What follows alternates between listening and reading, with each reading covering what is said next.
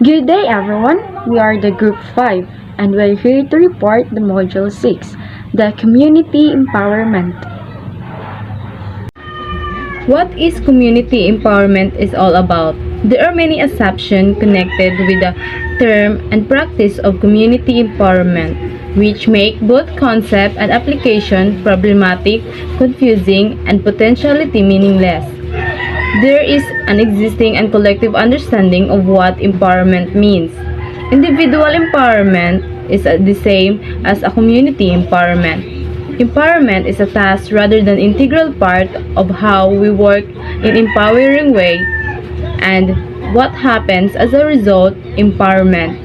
If communities cooperate with the public agencies, the public sector demand and target will be met. Communities are homogeneous and that anything to do with community is inherently good. Community empowerment should be seen as involving far more than just a shaping and choosing services, and empowered individuals do not necessarily mean that we have empowered communities. Community empowerment should be happening in collective rather than only personal way. Basic terms to study. Empower. Giving someone the ability to do something such as becoming stronger or more successful is what it means to empower someone. To enable or grant authority to someone is to empower them. Allowing the second in command to run the show for the day is an example of empower. So, empower is to give someone's power to be confident to do something. Empowerment. The process of becoming stronger and more confident, particularly in terms of taking control of one's life and asserting one's rights. For an instance, encouraging someone, giving someone an advice, and to enable someone's confidence to be their self. There are different types of empowerment: individual empowerment, gender empowerment, social empowerment, educational empowerment, economic empowerment, political empowerment, and physical empowerment. So, it means that having the knowledge, confidence means or ability to do things or make decisions for oneself. Empowerment is to enable someone to know their self, to be their self, and educate their self. Oh, good day everyone. So the number 3 is power-based. So power-based is the source of authority or influence or support, especially in politics or negotiation. So other definition of power-based is the area or group of people that provides the main support for a particular political candidates. So kanang naa siya group of people nga ni support sa usa ka particular political candidate. So the number 4 is community empowerment. So the definition of this is refers to the process of enabling communities to increase control over their lives. So these communities could be local, national, or international. So with specific or breed interest, so the communities are groups of people that may or may not be spatially connected, but who shares common interests, concerns, or identities. So, community empowerment is about working in ways which empower people. Thank you.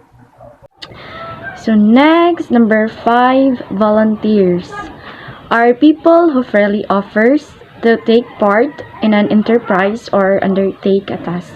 So kani nga volunteers where kita ni nga mga tao na ni help in our own free will or willingness na motabang ta. So next, number 6 is the volunteerism. Refers to the involvement of a volunteer's labor, especially community services. So kaning volunteerism where someone nga naay gamit or role sa pagtabang. So example, feeding program. So you have to under a task like kanang ikaw baron ang tigluto or ikaw baron ang muhatag sa mga pagkaon. So mao na ang volunteerism na kay gamit sa pagtabang. So ang volunteers were kita nga nitabang through kanang our willingness na walay kapalit. Everyone. Sustainability meeting for our own need without compromising the ability in future generation to meet their own needs. So we have an example of sustainability. Examples, clean energy is probably the most obvious examples of sustainability.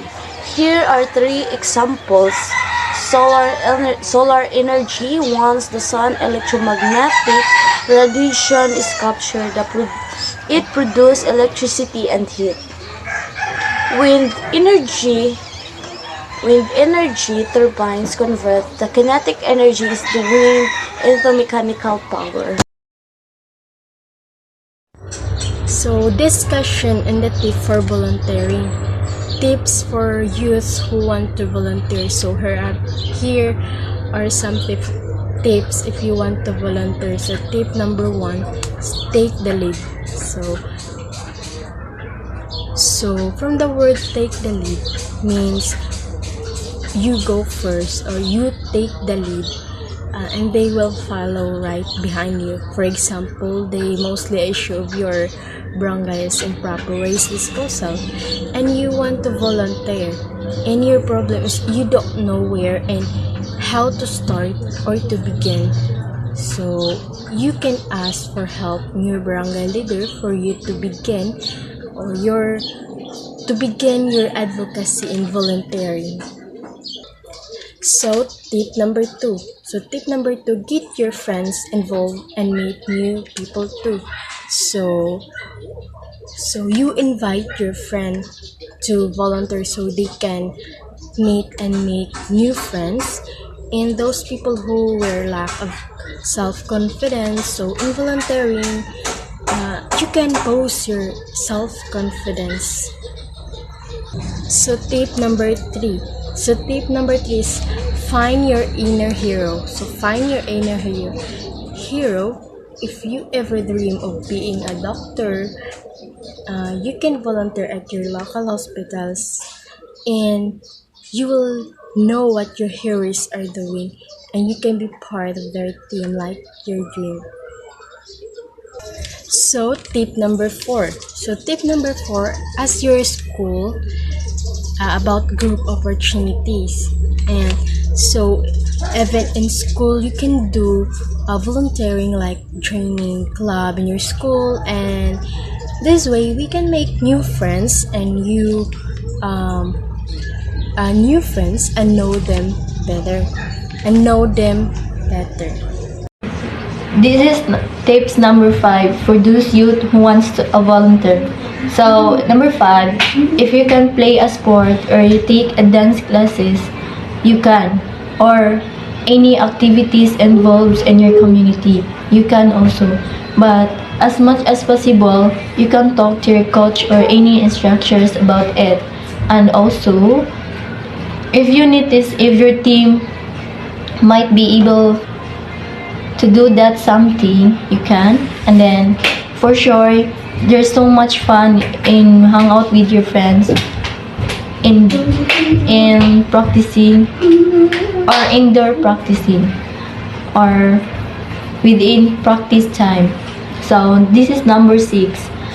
You can also talk to your friends, teachers, and other adults your volunteer activities.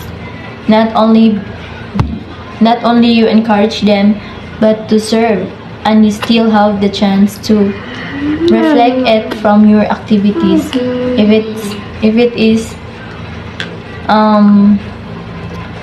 it is changed to your community or else.